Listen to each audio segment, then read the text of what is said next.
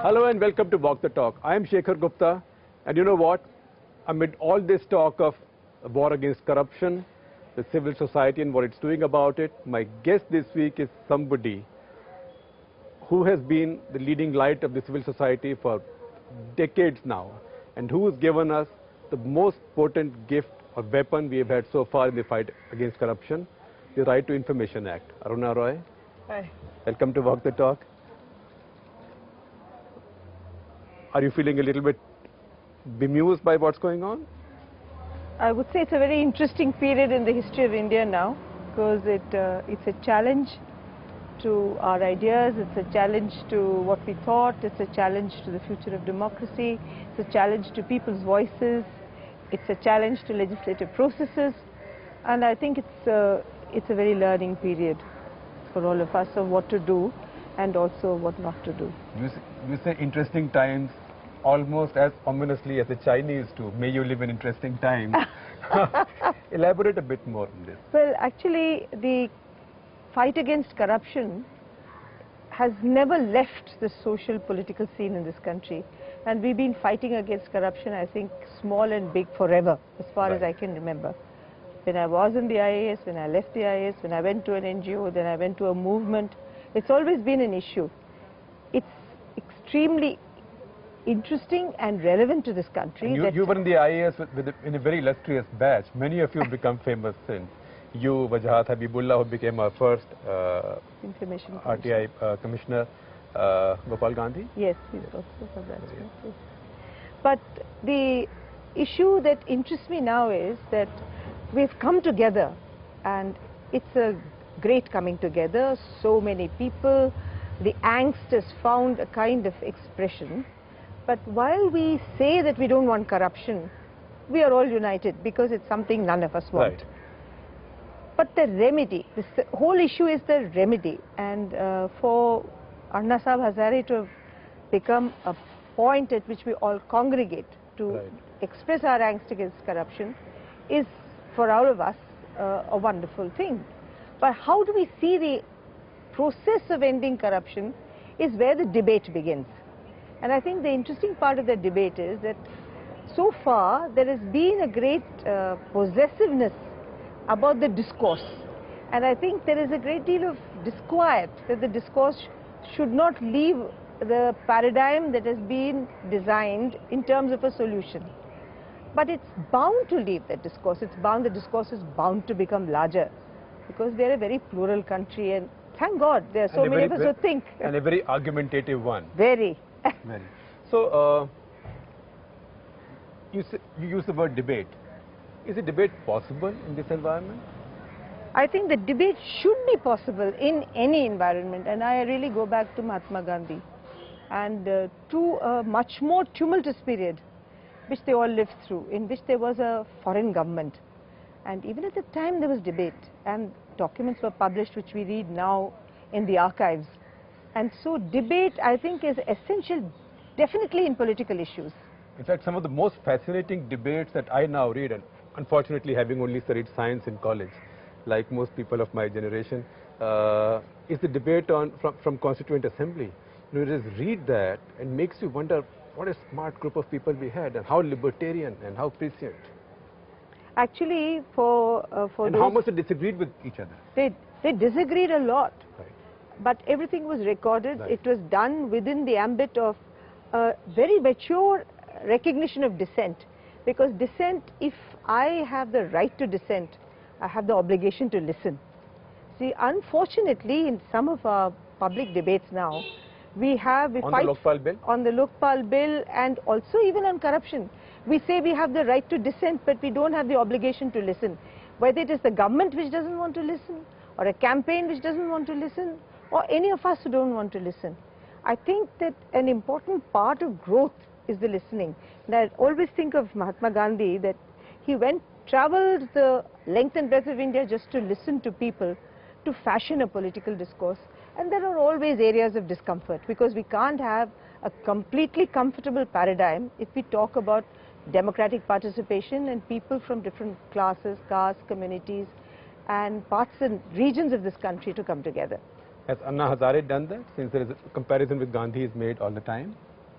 I think Anna's campaign has had a different paradigm, and I think most of it has been, the discourse has been not set only by him, it's been set has been, and I think the tragedy is that the discourse has limited itself largely to the Lokpal bill, which is an instrumentality and perhaps can repair to some degree, some kinds of corruption. Or plug some holes. Or plug some holes.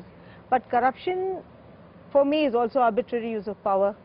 It's inequality that persists in this country, lack of access to economic lack of access, social lack of access, political lack of access. They're all part of a larger system of corruption. The lack of access to opportunity, most access important. to opportunities. And in the rural people I work with, they always say, Check hona chahiye ya Jake hona chahiye. Achha, Jake as in? Jack as in Jack. Jack as you, right. the old-fashioned Check way. as in check. So it's not just money. It's arbitrary use of power which has been exercised in this country even through policy making, law making. There's so many areas in which I think power has been abused. But one area where we might agree with Anna Group, as they are called now, Team Anna as they are called, Yes. Is that so far law making in this country had not been participatory. That elected people and bureaucrats have sat together and made most of our laws in the past. Actually, for me, the participatory process began in 1992-93 with the Right to Information Act. Absolutely. Actually, because then we just fashioned a very small discourse in a panchayat, saying that the panchayat records must be made among your Jan Sunwais. Yes, amongst our Jan Sunwais, and asking for wages. And thereafter the discourse grew, and actually the basic draft of the act was made by Justice P.B. Sawant when he was chair of the Press Council of India. So, whose name keeps figuring in a different context different right context. now, unfortunately. So that law which he fashioned, then which so many people participated in from the journalist world, from the legal world. Although I must say nobody quite buys the propaganda that that he held Anna Hazare corrupt, because that was one of the most stupid things some people in the Congress party tried to do. Well, that's a different part of him. I don't know and too well. that's over now. But anyway, he did fashion this law, and this law went round and was seen by legislators. It was sent to Parliament, sent to all the chief ministers, to the Prime Minister, but there was a huge gestation period. And what was your experience with the parliamentary process, standing committee and Parliament as such, or MP? We were a part of the pre-legislative process, Right to Information. When we made the law, once it went into government, we were out. And actually, the Right to Information Act 2005 came out of a political process. The National Common Minimum Program brought out by UPA-1 made a promise of a better RTI Act. Right. So that's how the older law passed by the NDA government was set aside, and actually this law went and got made in a different way by the government, which revised all the various things that we had said, and a weak law was placed in Parliament. In the standing committee, we made got 153 amendments made to the law. But when you look at those 153, and that's become the magical figure, what we are confused about is, were these amendments made by the MPs to weaken the law, or were these mostly amendments made by you and others to strengthen the law? Actually, the decision was made by the parliamentarians. I know, but whose suggestions were these? All kinds of people came and deposed. I really don't have a table. So in the end, we had a stronger law or a weaker law? Stronger law. Stronger law. Than what was sent into Parliament. It kind of approximated to the law we had shaped. A stronger law or a much, much stronger law? It was, compared to our draft, there were many things that were not there, because we had wanted NGOs included, political parties included, we had wanted everybody included. Government only kept itself and took us all out. That was the first weakness of the government law, but it was the first weakness of all government laws passed on information. So did you get 90% of your draft, 80% of your...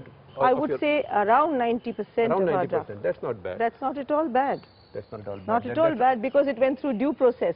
That's almost the same batting average as Donald Bradman.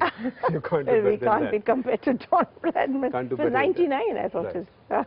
Well, I said almost. Almost, yes. Well, after 99 is some 60 something, so the gap is very large. So from where does this complete distrust and impatience with parliamentary process come now? That standing committee is nothing, Parliament is nothing, just pass it. See, there are the dissatisfaction with all processes of governance are paramount in this country. All of us are disgusted at periods of time. The question is whether without a parliamentary process we can keep democracy intact. It doesn't have anything to do with the government in power. Right. I want to make this quite clear, because it's not whether this government is in power or that government is in power. For the poor person, that vote matters a hell of a lot. And giving that vote to a political party also determines to some extent the way that person is going to grow in political thought. And increasingly now we are even asking political parties to state their ideology. So that is a political growth. And the democracy, because of equality and that equal vote, gives us a strength which I think the majority of the poor Indians or the deprived Indians don't want to lose. So if this is a democratic institution, I think it should be called to book, to be accountable. But certain processes, I think, should remain. We should battle with those processes, make them transparent, make them accountable, and make them people-friendly.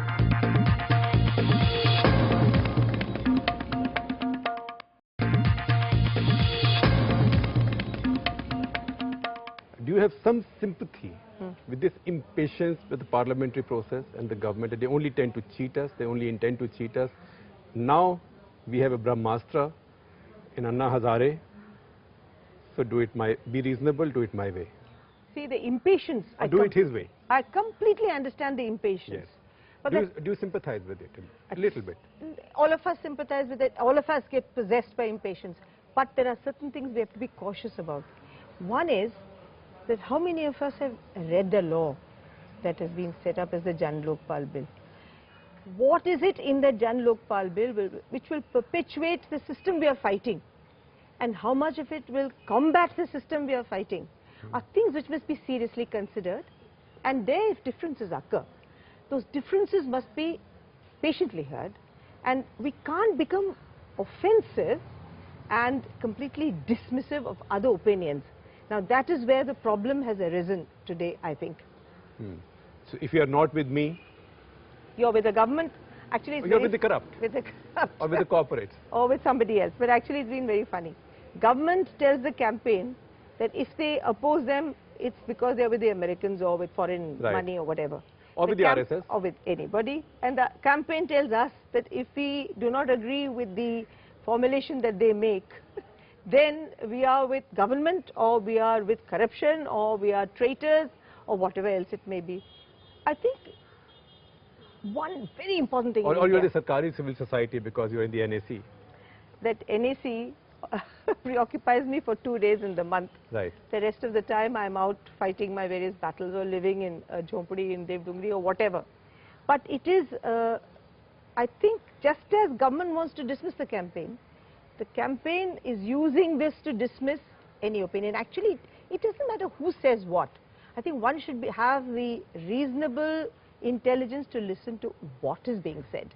And I think India is a mature democracy at some levels and has listened to what is being said. The only point of view that we have in the National Campaign for People's Right to Information today is that you should listen to the what. And that is very important. Right. Right. So in the very beginning you said something very very significant. You said interesting times. So a lot of what we believe in, I'll paraphrase it, a lot of what we take for granted in this country is currently on test. Some of the things we take for granted is on test. One is that I always believed that civil society formations would be very liberal formations, that it would allow for differences, it would allow for negotiating spaces, that there'd be genuine desire to listen and change. Because if you don't change, then that listening becomes a formal exercise, just as government does to us very often. Calls us to various hearings, it just listens to us and does precisely what it wants. But between peer groups or laterally, there should be the ability to shift some positions and accept some other. Everybody has to compromise and consensus, but with this group we've had a very long debate. It began actually in last December, this discussion of the differences. It sharpened in April, but we did have before the actual dharna started, but the differences were apparent for a long time. Until they found Anna Hazare, because then there were no arguments. No, Anna was always there. But the discussions have never been with Anna about the law. Yeah. So do you find this some stress now that, this whole openness about debate, this whole openness about flexibility about moving back and forth or front and back. Two on an red agreement. herrings have come out of this debate. One Right. is that if you are part of civil society, then you have no right to a different opinion because we break ranks. Right. But we feel that civil society is a very large area. So from Mr. Ambani to the peasant, we are all civil society. Right. So obviously there will be different positions and we look at it from where we are located. And also because of ideology, links, thoughts, processes, what experiences has we gone through. So there must be some space given. Yeah, civil society is not one ideological army. It cannot be, Right. ever. Right. So civil society from left to right ranges from pro-Naxalite groups to pro-RSS groups. It's true. And from So that's where this Lokpal is seen by many of us as also a big debate on centralization versus decentralization. Right. The Jan Lokpal bill is a very centralized bill. But Gandhi would not have liked this because Gandhi believed in decentralization. I don't know, we all use Gandhi wherever we like. Right. But perhaps it would, his concept of rural India where things got sorted out there would be severely jeopardized because it's a bottom-up approach. So what we have said is that you separate corruption from grievances. So corruption can be a centralized activity, but grievances, one grievance to every household in India, and we have hundreds of thousands of households. I'm a journalist, so Yes. I'm trained to simplify things or maybe oversimplify them. So if you say that, look, if a postman asks you for 10% of your money order amount, today you have no one to complain to. In this case, you will call a toll-free number in Delhi or someplace, and that number will direct an inspector on to you. So could it then be that the 10% that you are paying to the policeman would then become 10% to this, what you were paying to the postman will become 10% to this policeman, who will also charge 10% from the postman. That's why we say that for grievances, Right. actually for grievances, not for corruption, for that there can be another structure which goes into. We say with many of the rights-based programs that have come in, you complain to your immediate block. The Right. block should have a facilitation center which should actually at that level penalize Right. or register a complaint, or if it's a corruption case, transfer it to the corruption agencies. So at the district level it should be sorted out. So you don't have to go to Delhi, you don't have to go to the state capital. And it should be fast because many of these cases are livelihood cases. Right. So just also explain to a dumbo like me your concept of, say, 5 lokpals, the baskets. Yes, the in your law. basket, see what we did think was, first of all, that if it's a very large formation, we are fighting against bureaucratic diseases of corruption, of delay, of various other things. Just those 7 years in the IAS have led Right. me to believe that if in fact we do have a large bureaucratic structure, the largeness of it by itself becomes an issue of corruption. Right. And accountability becomes a Large problem bureaucratic structure of the lokpal. of the Lokpal, Lokpal, because right. it will carry the same diseases Right. of the large government structure, and it threatens to be almost in power Yeah, at because- least as because, large it- as the government. Since I studied biology, I can say it because it will be cloned from the same tissue. Yes, because where are we getting it otherwise? Right. We don't have any other tissue in India, the same kind of people, the same kind Right. of system will come. So we are saying divide it into 4 plus 1, 5. We are saying separate corruption. High-level corruption, including the PM, the cabinet is 1. Have bureaucratic But corruption. not the judiciary in your case. Yes, including the judiciary.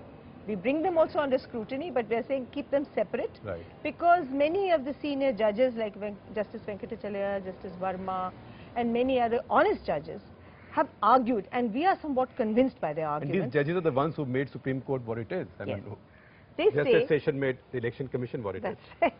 They say that independence is of absolute importance to the health of Indian democracy. So the health of independence of the judiciary is absolutely crucial, and if the constitutional makers of our constitution felt that there should be separation, I believe that they really toiled hard to look at systems all over the world, and some of these systems don't change with modernization or whatever else, they remain the same. So just as audits and accounts are always separated, you have to have separate systems for all this because you have to have oversight. And the circularity of oversight, like the Jan Lokpal will look at the Supreme Court and the Supreme Court will look at the Jan Lokpal, I there know. might be collusion. Right. So we suggested that there must be a special Yeah, so it judicial could become, accountability. you and scratch my standards. back, I scratch yours. That's right. Or you guard my back, I guard yours. Right. What will you tell the government? Well, I would which has taken so many missteps and has been so stupid. I would say to the government that think before you act. I haven't seen a set of more thoughtless acts than what government has done. It could even be malafide, but it's certainly absolutely thoughtless, mindless You know acts. what I say? Never ascribe to conspiracy what you can explain as stupidity. They were, I think, very thoughtless acts, and Anna had every single right to demonstrate as he wished, to go on hunger strike if he wished, and to stay there for as many days as he wished. And that was completely illegal, undemocratic and untenable. What the government did. What the government did. Right. But having said that, I would say to my civil society friends that we live in a land, we always quote the Buddha, we quote all the various good people who lived, Gandhiji, that compassion and tolerance have been the ideals of India in a sense. And now you can quote Amartya Sen. Amartya Sen. Argumentativeness. Yes. We argue, but it doesn't necessarily have to lead to difference. Actually, there's so many sayings in Hindi, matbhed hone par bhi man bhed na hona chahiye. Right. Or matbhed hone par bhi kaam karna chahiye. There's so many quotations. So, I think... Guftgu band na ho, baat se baat chale. Bilkul. So, we really need to understand that difference has to be tolerated. If I want dissent, I must listen to dissent. And if that equality doesn't exist amongst so-called civil society formations, then we are making the same mistakes that we don't want repeated. So I think the first thing we'll have to understand is basis and try and work on issues together without heckles going up. I'm saying something, I hope they listen. All I can tell you, Arunaji, is that when you speak, everybody listens. Whether they agree with you, they don't agree with you, or whether they think you are a great patriot, or I use that word with trepidation, but a traitor. So, well, I think sometimes I feel that women are always called passionate. So I think when you really believe in something... compassionate. And compassionate. Right. So the passion and the compassion of all the people I've worked with speaks through me. So keep speaking. So even if we disagree with you on many things, we know that you are amongst people who guarantee our freedoms, who safeguard our freedoms, along with so many millions of others. It's been such a privilege. Thank you so much.